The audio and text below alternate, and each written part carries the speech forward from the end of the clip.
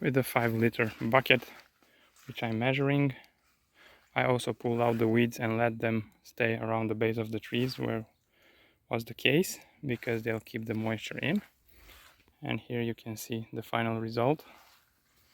So as I said, I'll take one bucket,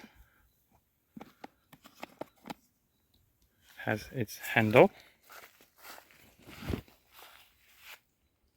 and then I'll just pour it around the base of the tree.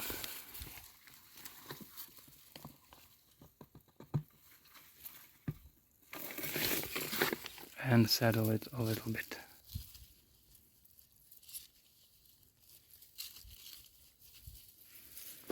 And mainly that's it. When I'll be watering, the water will seep through and soak in the sawdust, and it will keep the moisture there. That's it for now. Maybe I'll report back when I'll be spraying the fertilizer on the trees. Stick around.